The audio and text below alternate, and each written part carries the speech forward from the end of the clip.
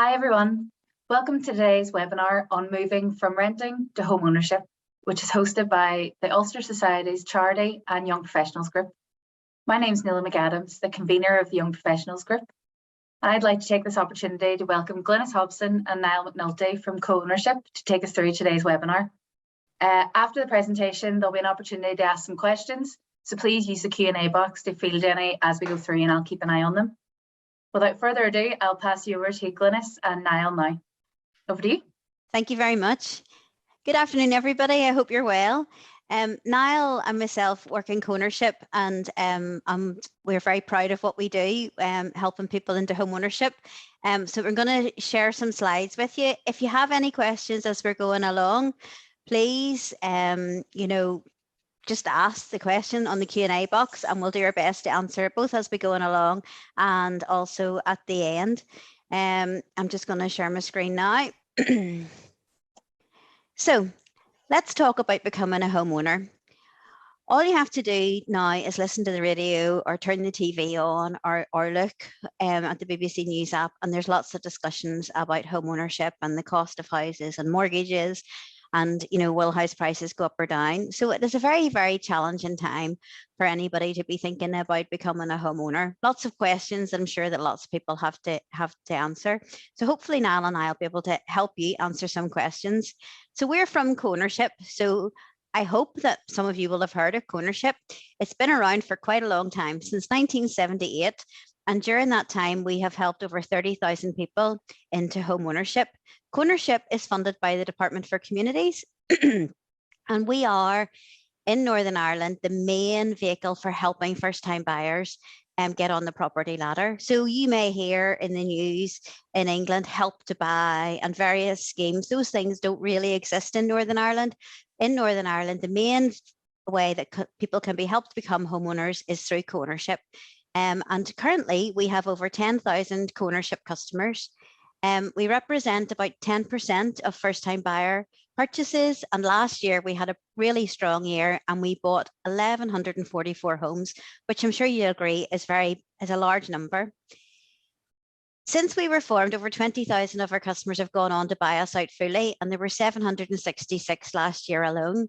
So I hope that lets you see that our purpose is not to make co-ownership a big thing. Our purpose is to bring people on and help them become homeowners. And then when they're ready, let them buy us out and move on so that we can then use that money to help the next group of people coming along behind them. Co-ownership is not a profit-making organisation. All the money that comes from the buying and selling of houses goes in to help the next people coming through. So that's who we are. So who do we help? Co-ownership helps a very wide range of people like you and me. Maybe you have some perceptions of the sort of people that co-ownership helps, but I can tell you, you could be very surprised at the sort of people that co-ownership helps. On the co-ownership board, we have a number of finance professionals, and it's interesting when you talk to them, a number of them started off as co-ownership customers, and it was how they made the leap onto the property ladder. So just to give a wee summary so that you can have a sense of who people are, 94% of people are first-time buyers, although we do help people that are coming back to the market.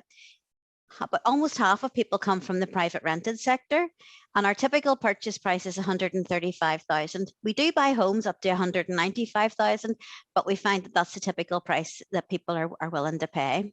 The average age of our customer is 31, and their annual earned income is 22,750. So hopefully you can see from that they're a very broad range of customers.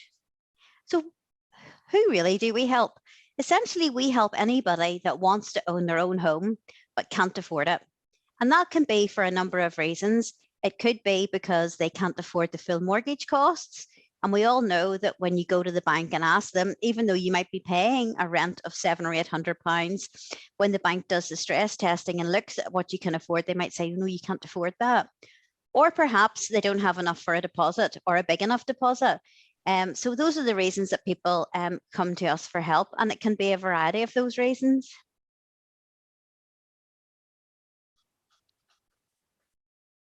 So what is co-ownership?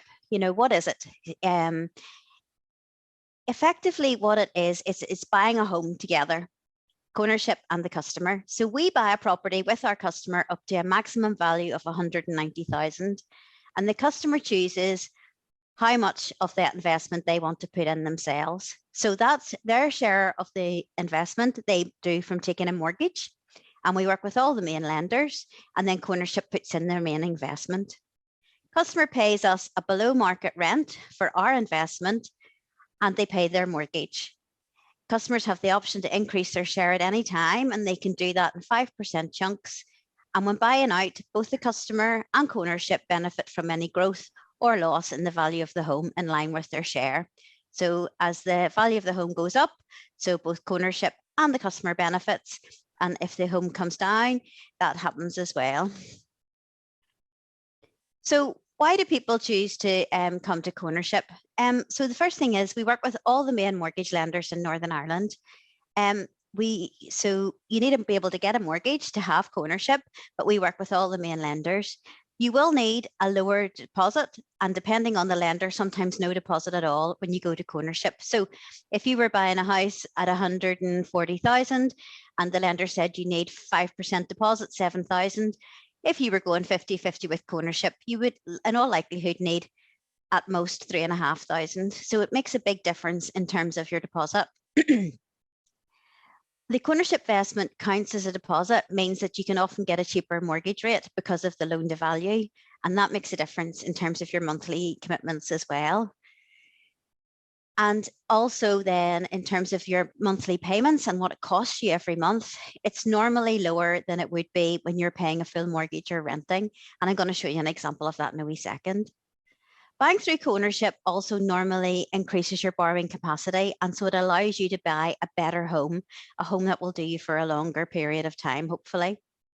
We also, as part of our buying of the home, we do a full property assessment and do a really good survey of the home to make sure that the condition of it is good and that it's good value for money. And that also covers most of your conveyancing costs, so it should make things a bit cheaper for you. But the most important thing is it's your home. You pick it. You pick anywhere in Northern Ireland that you want the home, and you can buy us out at any stage. People ask Niall and I all sorts of questions. Can I have a dog? Can I paint the walls green? Can I, it's your home. You can do whatever you want with it.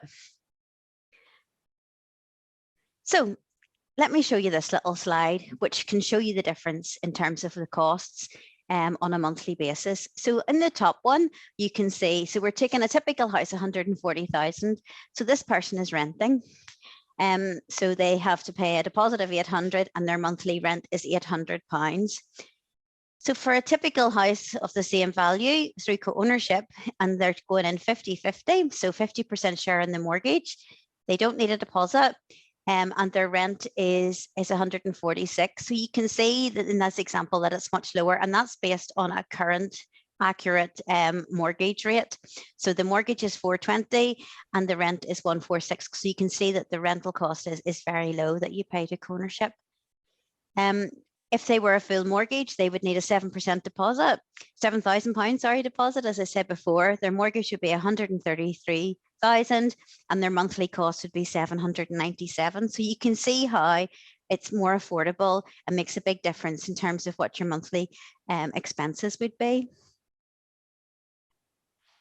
So what type of homes does ownership buy? So we buy homes anywhere in Northern Ireland. We buy new build, we buy existing houses, we buy apartments anywhere in Northern Ireland.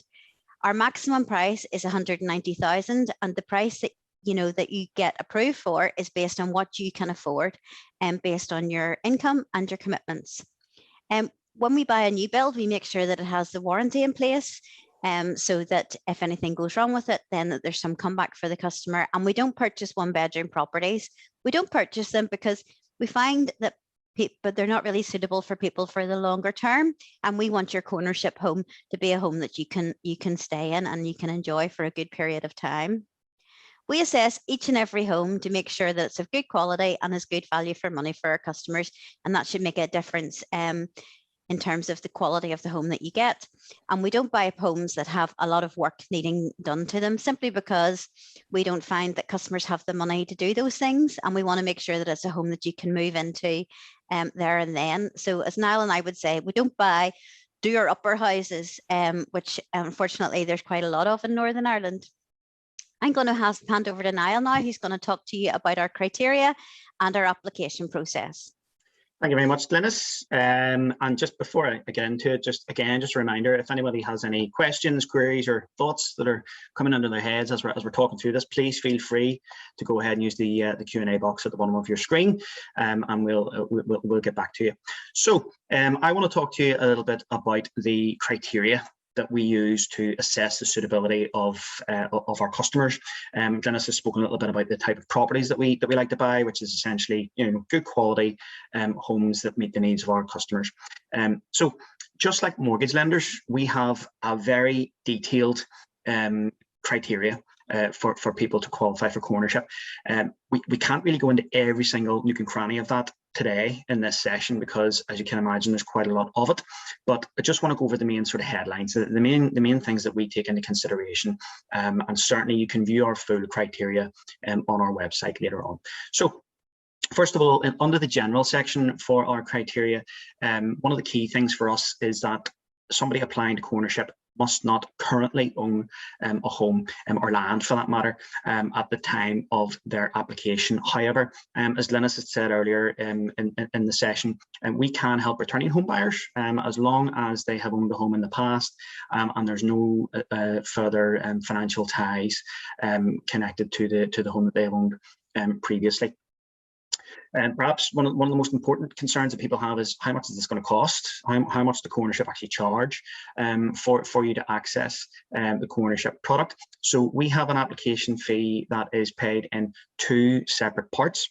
The first part is a £100 assessment fee, which we charge to assess you as the customer to look at your suitability and decide whether or not we can help support you to purchase a home. That £100 assessment fee is a non-refundable fee.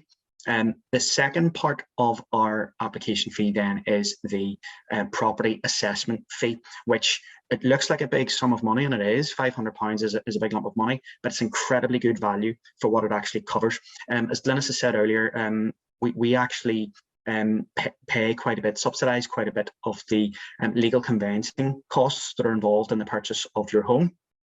That's the single most expensive element of purchasing a home. For most people is paying the solicitor, and that's covered. Your legal conveyancing fee, the majority of it is covered in that £500. What's also covered in that is the property assessment that we will carry out to look at the property and assess its suitability. So that's covered in that £500 as well. Part of that fee may be refundable to you if the purchase of your home does not go ahead. It just depends at what stage of the home buying process you get to. That will dictate how much of a refund you might be entitled to. One of the most important things for us in terms of our general criteria is around joint versus single applicants. So we insist that couples must apply jointly. So if you're thinking about buying a home with a partner, we would need you both to apply to co-ownership in joint names so that we can get a full picture of what your household circumstances are. And what we're talking about really is, what's the income, in the household? Are there any adverse financial circumstances, things of that nature? We need to understand completely what the circumstances are within the household to ensure that we're making a good decision in terms of helping to support that application to move forward. The second major element then of our criteria is around employment. There has been massive changes in the employment market over the last decade, I suppose, and so we've had to flex, as have mortgage lenders, in terms of what type of employments we take into consideration, what type of incomes we can consider when you submit an application to co-ownership. So we will take into consideration both temporary and fixed term employments, as well as the likes of 0-hour contracts and the like, as long as you can provide us with 12 months employment history, so 12 months worth of evidence, so that we can work out an average income for you over that 12-month period. Another really key one is, and I think a bit of a misconception actually, is around self-employment. So co-ownership can absolutely help you if you are self-employed. We can support you as long as you can provide us with 3 years history of your income. So that's your SA 302. In terms of us getting a good understanding of how much you're earning on average over that time.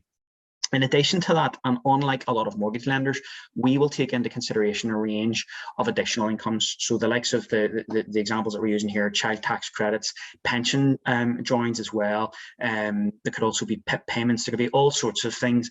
The only one really that we exclude is housing benefit, because if you're in receipt of housing benefit, you're not likely to be mortgageable in any case. And the final element of our criteria, and without a doubt the most crucial element for us, is the financial element of our qualifying criteria. So just like a lot of mortgage lenders, we utilise an automated credit assessment. We use a company called Experian, who some of you might have heard of before. They advertise on TV quite a bit. And Experian will carry out an automated check on all of our customer applications in order to identify our qualifying population of customers. So the first thing to say is this: when we talk about Experian and credit assessments, the first thing that pops into people's heads is credit scores. You know, the higher the score, the more likely you are to be accepted. We don't actually look at your credit score, so we don't take that into consideration.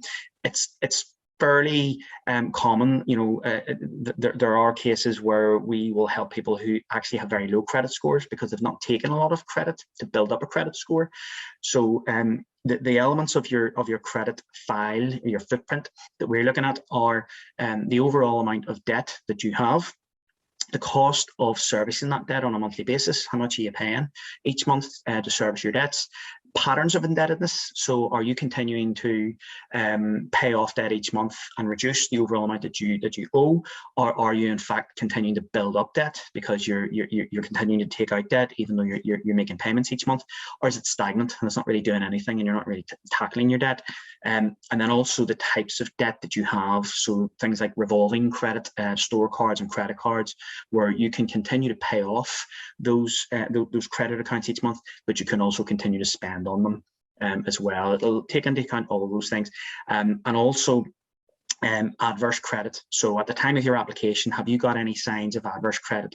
Things like missed or late payments on credit accounts, maybe something a little bit more serious like a defaulted account where you've missed 8 continuous payments in a row, or something very serious like a CCJ. Perhaps all those things are picked up on that credit assessment. Two of the major exclusions for us whenever we do the credit assessment, or we use Experian to do the credit assessment for us, is that you must not have had any payday loans or home credit within the last 12 months prior to your application being submitted. Effectively, if you're reliant on that kind of subprime, very high interest credit facility, you're not really managing, and you're not going to be in a place, you know, where you're able to make a commitment to purchase a home, in our view, and very likely in the view of a mortgage lender as well, I would have thought. The final thing just to make note of on the financial side of things is we have a savings limit. So Glynis has quite rightly made reference earlier to the fact that co-ownership is a fantastic way for you to be able to access a home if you have a very small deposit, or maybe no deposit at all, depending on what lender you use for your mortgage. But we do have people that are savers, that do have, you know, ISAs and savings accounts, and have been putting money into them for a very long time. We basically have a savings limit of £10,000, which means that if you have more than £10,000 of savings in an account, we would expect you to place the amount that you hold above the £10,000 as a deposit contribution to help you purchase the home. Just effectively put a bit of skin in the game along with us in terms of ensuring that we're helping the right people. So for instance, if you had a £15,000 savings account, we would expect you to place a £5,000 deposit to purchase your home with ownership, and you could retain then £10,000 to help you with whatever other costs you incur after you've bought the home. So that's just an overview really of the criteria. As I say, there's a lot more detail on our website. You can download our full criteria in PDF format from the website. I'll talk to you about that in a bit more detail later on.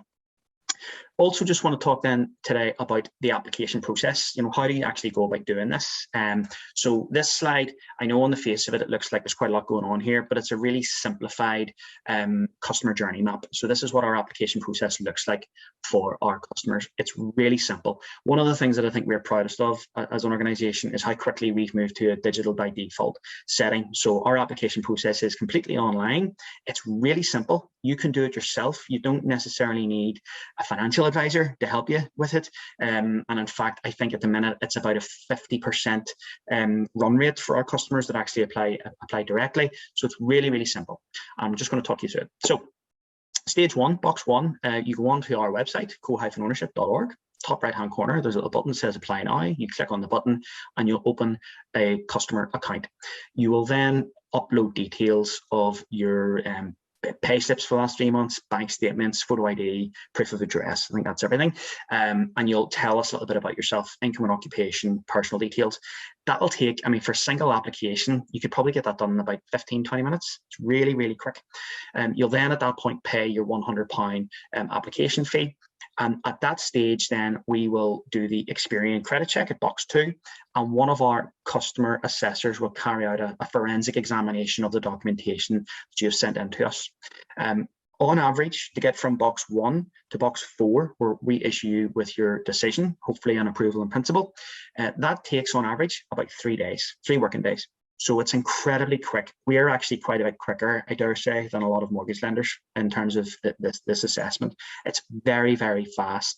It's very consistent and it's very reliable in terms of the decision-making process because, as I said earlier, it's automated to a large extent with Experian. But we do always have a human touch, and that's why we have our customer advisors look over your documents as well. So once we've issued you with your decision, approval in principle, I should say, at box 4, you'll have 4 months to house hunt, to go off and find a property that is suitable, get sale agreed on it, and then come back to us onto the website and upload details of that property onto the portal, which is at box 6. So there could be up to 4 months between your decision at box 4 and coming back to us at box 6 for your property to be uploaded. In truth, though, I think for most of our customers, they've probably already seen a property at the time that they apply, and it happens much, much quicker. We just like to give you 4 months because, you know, particularly at the minute in the current market, it's very hard. The house hunting process is not easy. So we like to give our customers as much of a chance as they can, as we can, for them to get a good property. So at box 6, you will upload details of the property, how much are you buying it for, where is it, what's the address, who's selling it, who's the solicitor, who's your solicitor that you want to use for the conveyance, and you'll pay the second part of your application fee, which is £500. That will then cover the cost of what's going to happen in box 7, which is the valuation. So this is one of the crucial elements of what we do. We have a panel of RICS qualified surveyors, just like any bank lender, any mortgage lender has. We'll send out a surveyor to the property to carry out a property assessment. I think it's important just to differentiate what we do with what mortgage lenders do. When you apply for a mortgage, your mortgage lender will normally send out a surveyor to carry out a valuation of the property, and that's a very simple black and white, you know, is this asset worth X amount, whatever it's being agreed for sale at. What we do is quite a bit more detailed than that, our surveyors go out and they carry out what's probably the equivalent to a home buyer survey if you were getting a mortgage. So it's a very detailed inspection of the property in terms of looking at the fabric of the building and understanding what's going on with it, as well as just looking at the value of the property. And the main reason for that is we aren't a mortgage lender. We aren't lending money for you to buy the home. We're actually going to purchase a share of equity in this home with you. So we want to make sure that from day one, we are buying a really good quality home with our customer that, as Glynis has said, they can remain in for a long time without having any nasty surprises in terms of, costly repairs and things of that nature. So we try and catch that as early as we can by doing that valuation. Once that valuation has been carried out, and again, in terms of timescale, that's very quick. Our valuers have a service level agreement with us, which states that they have to get out and get the valuation done and get the report back within, I think it's 5 working days, if I'm correct, Glynis, isn't it? So it's a fairly quick turnaround in terms of getting that back in and moving on to the stage of box 8 here, which is where your full offer is issued. Once we have issued your full offer, that's us giving you a complete commitment to say, we're going to support you to buy this a home. And at that stage, you can apply for your mortgage. And you may want to do that with a financial advisor, or you may go directly to a bank or a building society. Some people like to just work with their lender, whoever they bank with. Totally up to you in terms of what way you do that. That offer that we issue you is valid for 6 months. So you have plenty of time to get your mortgage application in, get it applied for.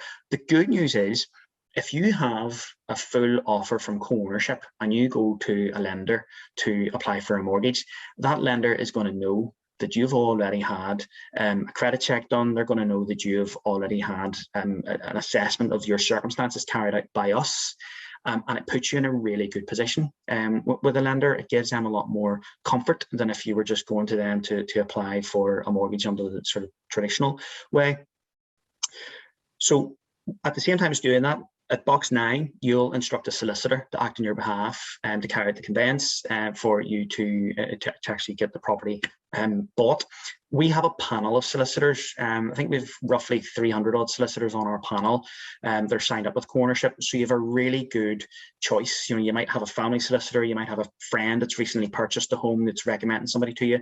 Chances are, if it's a very reputable solicitor that does a lot of conveyancing, they're probably on the co-ownership panel, and they will be familiar with the process that's involved in terms of the conveyancing that's required. And then you'll move on to box 10, which is when the home completes. In terms of a time scale for there, it's very difficult. Our average conveyance time, I think, is around 12 weeks, but it can massively differ depending on whether or not you are buying. You could be buying an existing home that's vacant, that you're not relying on somebody else to move out of, or you could be buying a new build house that is a hole in the ground at the time whenever you agree to buy it, and you have to wait for that home to actually be built. So it can vary massively in terms of time scale, in terms of the actual conveyance. But generally, and I hope this sort of gives a picture of your application process with us is very quick. And as I said, it's all digital, all online, and our customers generally have a really positive experience when they apply to co-ownership to buy a home. So if we move on then, pardon me, past the application process, the next thing then is once you've bought your home with co-ownership, you'll start off with a starter share. As Glynis said earlier, that can be anywhere from 50% to a 90% share, depending on what your affordability is, depending on how much you've bought the home for. Our average starter share, I think, for most people is probably around 60%, and we try and encourage people to take as much of a starter share as they can for two reasons. Number one, it means that they have less to buy back at a later date, so it makes it more reasonable, more achievable for them to be able to buy back a further share of equity and move into full home ownership. And number two, and perhaps a bit more selfishly in one sense, it means we're putting less into each individual home, which means we can buy more homes and we can help more people. It's as simple as that. And the less equity we put into each individual property, the more properties we can buy and the more people we can support into home ownership. So for most people, co-ownership is very much a stepping stone. It's something that they use as a short to medium term vehicle to allow them to eventually move into full home ownership. And there's a couple of ways that you can do that. We make it, again, really, really easy, really flexible and really cheap in terms of being able to purchase further shares of equity. So our customers can buy out at any time further shares of equity from co-ownership. They can buy out in small chunks, 5% being the minimum share, or they can buy out fully. And I think, in fairness, most people tend to just buy out the equity that co-ownership owns in their home in one foul swoop. And I think one of the trends that we've seen in recent years is that when people buy homes, they take a fixed term mortgage product. Those fixed terms have become longer and longer. There's a lot of 3 and 5 year products that are out there now. What that means is people can live in their home for that period of time.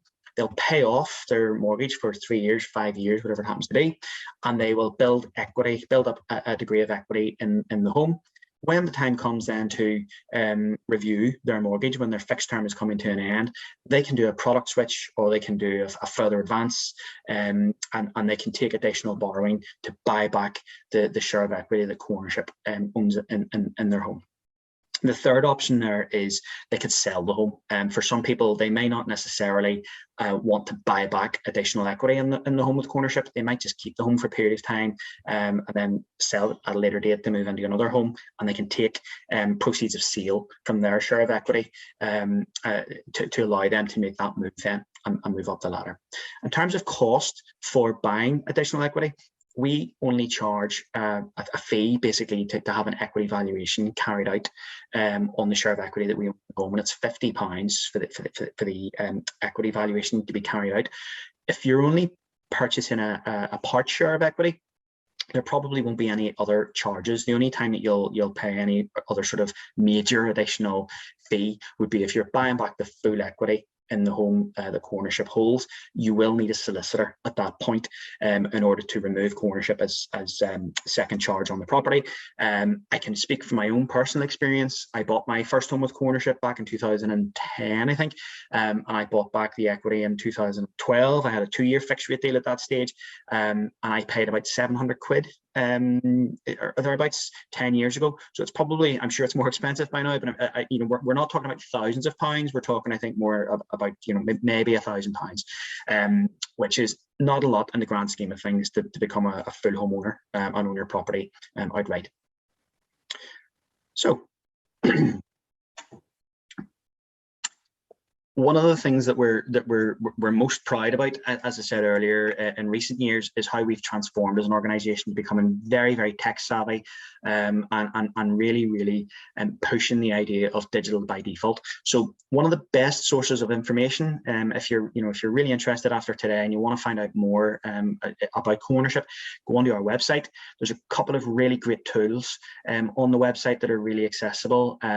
There's a product comparison tool. We're talking to you today about our main shared ownership product, but we do also have an intermediary rent product called Rent to Own, and we have an over 55s shared ownership product, which probably isn't going to be for anyone on today's session, but I'll mention it anyway. So there is a product comparison tool there that you can go on to. It'll ask you a series of questions, and then it'll recommend the product that's most suitable to meet your needs. There is an affordability calculator. So you can go onto our website and you can input details of your main household incomes and outgoing costs, and it'll give you an idea. It's not precise, but it will give you an idea, give you a steer as to how much of a property value we might be able to help you to buy a home at. And there is a rent calculator, which is really useful. If you've already seen a house, and I think this is particularly useful if you're looking at new builds. If you've seen a house that you really like and you want to get an idea as to how much it might cost you from our end in terms of rent, you can go on to this rent calculator, input the price of the property, and then you can play about. You can select 50%, 60%, whatever the equity share is that you think is going to be affordable, and it'll tell you exactly how much rent we would charge for that share of equity in the home. So it's really handy. Those tools are really good just for getting your facts and figures together before you take the plunge and you start submitting applications and paying fees and things like that. As I said earlier, there's also a host of PDF documents that you can download from our website for all of our products, including most importantly, probably the criteria information, where you have a very detailed breakdown of all of the criteria that we use to assess our customers, and then also information on the properties as well. So it's a really good, rich source of information if you want to get a bit more after today's session. And then the other website that we wanted to mention today is our Steps to Buy NI website. So we're from co-ownership and we're talking to you about co-ownership and shared ownership, but that may not be the right option for you. There might be something else that's a better fit. You can go onto this website, which is a completely impartial guide to the home buying process, and you can see that there are 6 main sections to it. It talks to you about deciding what is the right kind of tenure for you. Is shared ownership right for you, or is it a full mortgage? There's a section on financing the move and applying for mortgages and all that sort of thing. Section 3 is about the home buying process. It's one of those things, it's a bit of a mystery. Most people, when they come to the point in life where they want to buy a home, they'll probably ask their parents who bought a house 20, 30 years ago for advice. And they're probably not getting the most up-to-date, relevant or accurate advice in terms of that, with all due respect to parents everywhere. And then who does what, what professionals are involved in the home buying process and who does what at what stage, and then considerations for after you buy. Probably the most, when I've been on the website, the thing that sort of I thought was actually one of the best sections is the jargon busting section, where it gives you a breakdown of all of the language. You know, Glynis and I probably use terminologies every day of the week that just roll off our tongues, but actually for most people that are coming to think about buying a home, they don't have a clue what we're talking about. And I think it can be particularly confusing when you start getting into mortgages, particularly at the minute, which is, you know, it's a very relevant subject when we're talking about interest rates and tracker rates and fixed rates and all that sort of thing. So that jargon buster is really, really handy just to get a grip on the kind of terminology that you're going to hear from various people when you start to undertake the home buying process. So please do go on there and have a wee look and see if there's anything useful.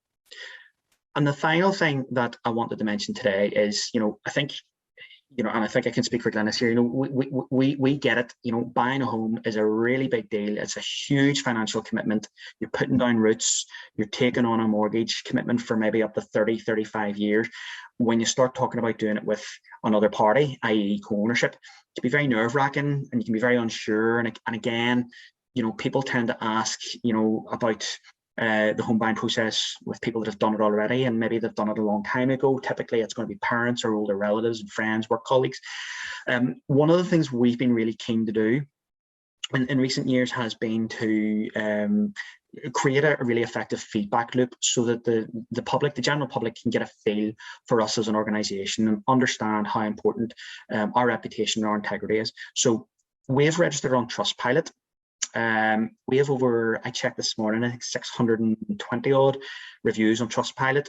Overwhelmingly, if you go on to Trustpilot after this session and have a look, the majority of those people, over 90% of them, have left 4- and 5-star reviews. They've had really positive experiences with co-ownership, both at the initial stage of buying their homes and buying back equity or buying out to move into full home ownership. So, you know, rather than speaking with friends and family, you can actually see directly on Trustpilot what our customers are saying about us, you know, and what their experience has been. So again, it's just something to mention. It's a really good source of information to get an impartial sort of feel for us as an organisation. So today really has just been a bit of an overview, a bit of a run through everything. Before we sort of move on to questions, I just want to say, firstly, thank you for taking the time to log on and to listen to us. If you would like to have a one-on-one chat in a bit more detail with somebody, our office is in Belfast City Centre. We're in Munida House, just above Starbucks in Wellington Place. You can call in, you can make an appointment, call in, speak with one of our customer advisors. You can also give us a call on the telephone, or if you really love Zoom, you can arrange a Zoom call and do a one-on-one Zoom call as well, if you want to have a chat with us in a bit more detail and in a bit more of a private setting for one-on-one. But I know, Glynis, I think there have been 1 or 2 questions just while I've been chatting there. Do you want to? Yeah, I'm laughing at you saying we're good with technology. I'm trying to answer the questions and move the slides on, and then I got a bit overexcited, I think. And we've had a number of questions. So we had a question about our approval in principle compared to like a decision in principle in the bank. You know, the difference in those. So I'll maybe explain that a little bit. So when you go into the bank and you get a decision in principle, I'm going to stop sharing the screen now so that we can all see each other. When you go into the bank and get a decision in principle, the bank is just working on the information you've given them. And they're not doing a credit check or looking at, you know, your circumstances really in a lot of detail at that point. Whereas the approval in principle that you get from co-ownership is effectively co-ownership saying we're going to support you in this purchase. So it's a lot firmer than a decision in principle from a bank. And somebody then asked me, were people selling their houses put off if it was co-ownership buying the house? That's not our experience now. I think maybe in the past it might have been because co-ownership had a reputation for maybe being a bit slow. But since we went to the digital model, we find that vendors are very happy with co-ownership. That is, unless their home is of poor quality and has a lot of issues, in which case they probably aren't, because they know that when we go in to do the survey that we're going to find them. So I think, you know, I think that approval in principle stands our customers in really good stead. Glynis, can I jump in there just on the back of that question? So I know obviously it may not put off the seller, it being co-ownership, but yes, in terms of the person trying to buy the house, does it put off people that they're going in under co-ownership? Or are there any Oh, houses you mean like a that are, stigma? yeah, or are there any houses that are kind of off limits apart from, you know, over that 190k mark? Would there be any houses that wouldn't accept co-ownership buyers?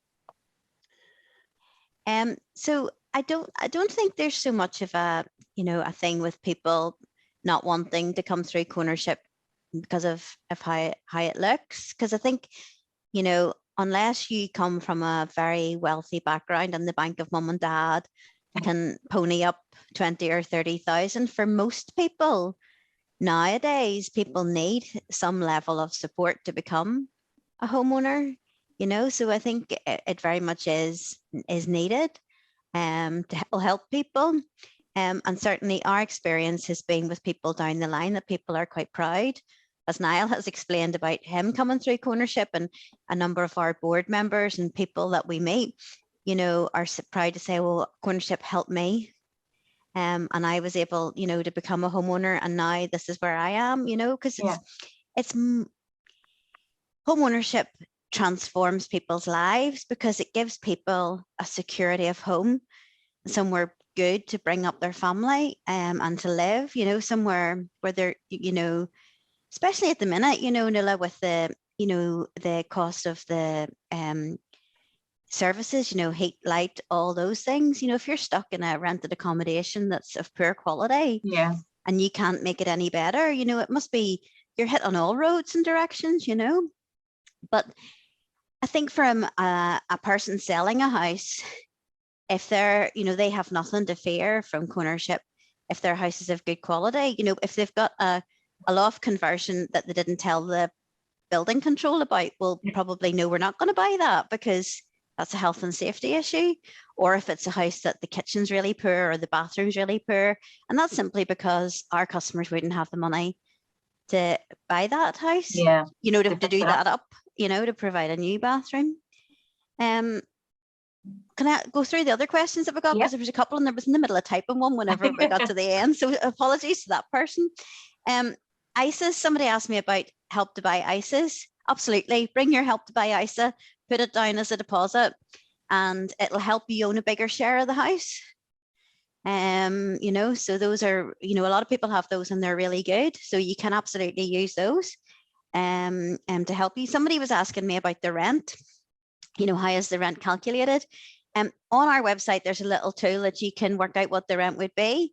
It is not a commercial rent at all. It's, I think I showed in the example, for £70,000 investment is £146 a month.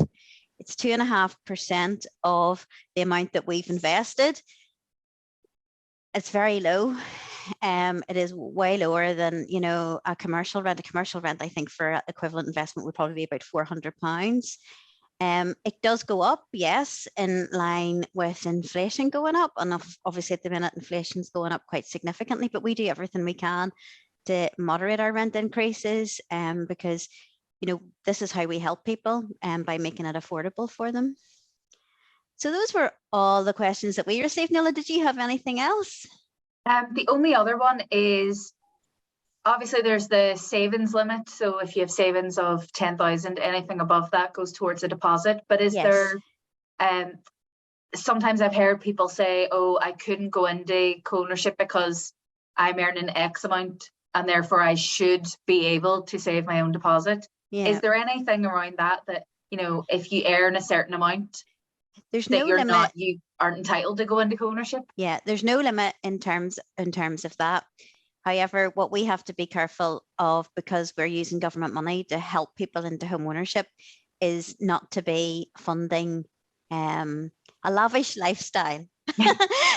Is probably the best way to explain that. So we totally expect that people have holidays and a car and all those things. But if somebody's earning a very large salary and there's a lot of